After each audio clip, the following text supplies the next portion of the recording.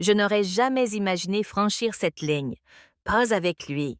Il s'est glissé hors de moi lentement, presque à contre-cœur. Je n'ai pas bougé. Impossible. Je suis restée allongée là, les bras serrés contre mon corps, respirant par le nez pour ne pas faire de bruit. Mon peignoir était ouvert. La ceinture s'enroulait encore sous une jambe.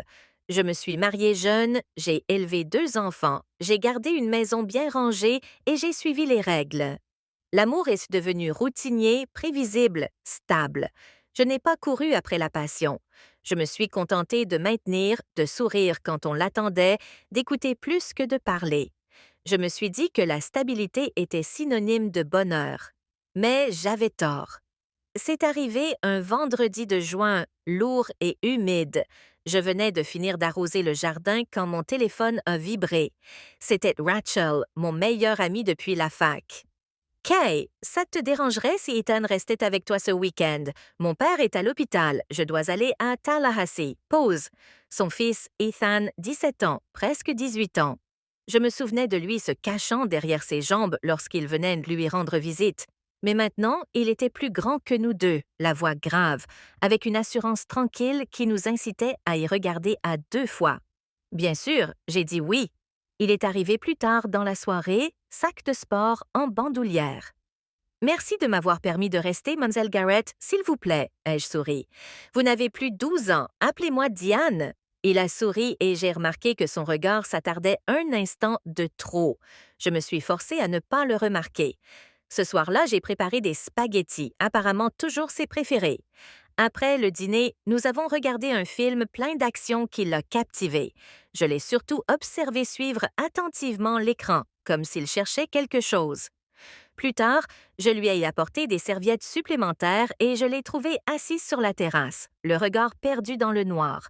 Des lucioles clignotaient dans l'herbe, des cigales bourdonnaient dans la chaleur. Ça va? Demanda-t-il doucement en hochant lentement la tête. Couloir étroit.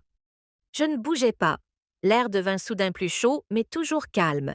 Je tournais légèrement la tête, le voyant dans mon champ de vision périphérique. Il ne regardait pas la lumière. Tu ferais de cet endroit un lieu où tu te sentirais comme chez toi, répéta-t-il plus lentement cette fois, comme si le sens avait changé pendant qu'il le disait. Je ne souris pas, ne le taquinais pas. Je le regardais simplement, vraiment. Il ne me quitta pas du regard, il ne recula pas. J'aurais pu avancer, mettre fin à ce moment. Je suis redevenue décontractée, mais je ne l'ai pas fait. Je suis restée là, hésitante à changer de position. Sa main a légèrement bougé, à peine perceptible. Ma poitrine s'est un peu serrée, ma respiration s'est ralentie. Une tension silencieuse m'a envahie, concentrée, alerte. Il se tenait encore plus près, à 1 pas. Je sentais sa proximité même sans son contact, je ne me suis pas reculée. « Est-ce que ça va? » demanda-t-il plus doucement. Je n'ai pas répondu, sa main a effleuré mon flanc. Je me suis tournée vers lui, pas brusquement, juste assez pour croiser son regard, fixe et inébranlable. Ses yeux ne m'ont pas cherché, ils sont restés fixes, calmes, comme s'ils connaissaient déjà la réponse. Lorsqu'il a jeté un coup d'œil vers le bout du couloir, je l'ai suivi en silence. Je me suis arrêtée au bord du couloir. Le silence entre nous était toujours aussi fort lorsqu'il s'est approché. Le silence s'est installé plus profondément, aucun de nous ne l'a interrompu.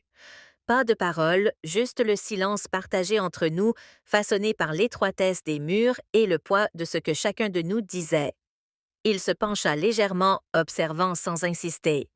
Je sentais le calme en lui plus que tout. Je restais silencieuse, incertaine de ce que j'attendais. Un éclair me traversa, pas brusque, juste perceptible. J'inclinai faiblement la tête, toujours sans parler. Ses doigts touchèrent ma manche, l'ajustant légèrement, puis s'immobilisèrent. Ma main se tendit et attrapa le bord de sa veste sans réfléchir. Il resta près de moi, immobile. Nous ne parlions pas, nous nous accrochions juste au rythme de l'autre. L'instant s'étira, plus long que prévu, comme si quelque chose d'important planait tout près, mais hors de portée. Cela me surprit d'une manière silencieuse, imprévue, mais étrangement familière. Nous restâmes ainsi, le rythme en harmonie. Ma main resta près de son épaule, nous gardant proches. Je me suis penchée légèrement et il m'a rejointe à mi-chemin sans hésitation. Ses mains se sont posées sur ma taille, fixe et calme. Quelque chose en moi hésitait, léger, dans l'attente. Nous l'avons tous les deux senti, l'attraction de quelque chose inexprimé. Il n'a pas bougé bien loin.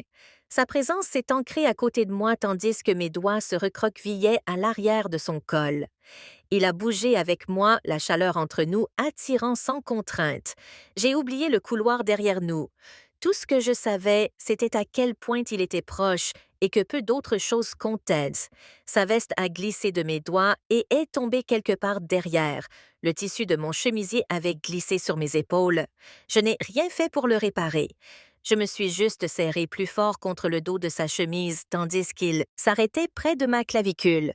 La proximité entre nous se faisait plus faible à chaque respiration. Il s'est penché en arrière juste assez pour me regarder. Une main reposait à mes côtés. L'autre se baissa, non pas pour tirer, mais juste pour me stabiliser. Une question discrète dans son geste, quelque chose de déjà compris. Je ne reculais pas. Il me guida vers la fenêtre. La vitre était fraîche derrière moi à travers le tissu. Mes épaules s'y appuyèrent doucement, me calant. Il se tenait maintenant devant moi, ses mains chaudes et stables, tandis que tout le reste s'estompait un peu. La chaleur entre nous montait, non pas précipitée, mais indéniablement réelle. Mes bras entourèrent ses épaules, l'attirant contre moi. Ses mains trouvèrent ma taille et y restèrent, nous ancrant dans l'instant. Aucun de nous deux ne parla. Ce n'était pas nécessaire. Sa main effleura à nouveau le bord de ma manche. Du bout des doigts, elle glissa sur le tissu. Je la laissai retomber sans la moindre gêne. Il ne me quitta pas du regard et, tandis que l'espace se réduisait entre nous, son attention suivit la courbe de mon épaule. Sans précipitation, sans un mot. Il se pencha vers moi avec intention, sans urgence. Sa proximité était délibérée, chaque petit mouvement naturel. Alors que son visage s'approchait de mon épaule, ma respiration ralentit sans effort, sans réfléchir. La lumière du soleil se déversa par la fenêtre à côté de nous. Elle éclaira mes cheveux et effleura mon visage, transformant tout ce qui était immobile en quelque chose de suspendu et d'or. Il se pencha plus près. Ma main resta dans son dos, le tenant avec précaution. Sa stabilité ne faiblit jamais. Sa main se leva de nouveau, ni rapide ni exigeante, juste en phase avec l'instant. Quand elle se posa contre moi sous le bord du tissu, je me dirigeai vers lui instinctivement. Non pas par besoin, mais parce que c'était juste. Un léger souffle me quitta sans effort. Je restais près de lui, ancré dans le silence partagé. Son souffle varia, une inspiration, puis l'immobilité. Une main resta derrière moi, me soutenant. L'autre planait doucement, présente mais sans demander. Mes doigts, traversant ses cheveux, se posaient doucement, nous gardant connectés. Nous bougâmes légèrement ensemble, nous ajustant l'un à l'autre naturellement.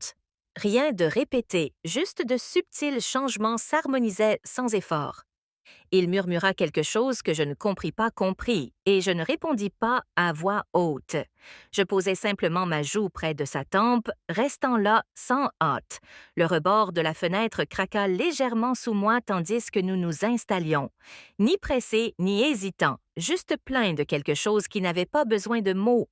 Son souffle effleura mon épaule, le mien suivit, bas, intentionnel. Ma prise resta ferme. Ses bras me rapprochaient un peu plus. Je me penchai en avant et il était déjà là, attendant, calme, immobile. J'inclinai légèrement la tête en arrière, fermant les yeux par instinct. Je ne dis rien, je ne bougeais pas. Et dans cet instant de silence, le reste du monde disparut. Sois honnête. Si c'était toi, aurais-tu dit quelque chose en premier ou aurais-tu attendu comme moi? Dis-le-moi dans les commentaires, je suivrai. Et si ce moment t'a marqué, n'oublie pas d'aimer, de t'abonner et d'activer les notifications. Tu ne voudras pas manquer la suite.